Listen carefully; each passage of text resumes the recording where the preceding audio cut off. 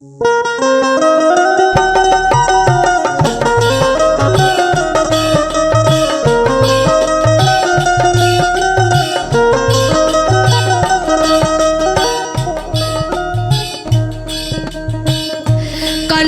में डंका बजल बाटे पाप के।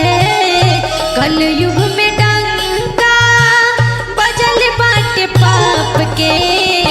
बेटा न चिन्हेला सगाई अपना बाप के।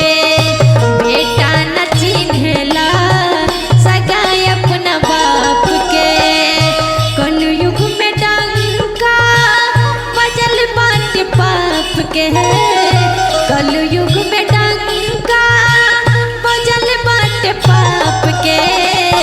बेटा न चिन्हेला सगाई अपना बाप के।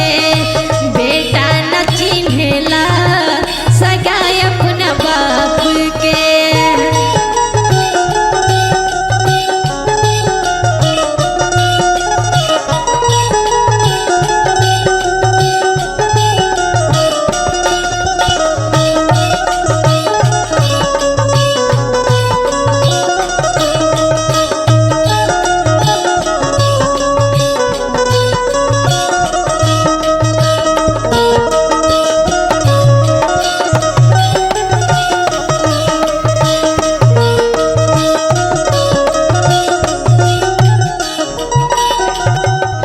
बेटा के नौकर बनल बाने बाप हो। घर में नौकरानी पतोहिया के सास हो।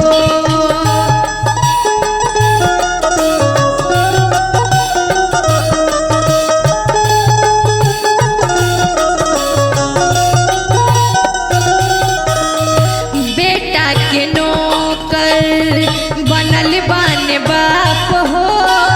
घर में नौकरानी पतोहिया के सास हो।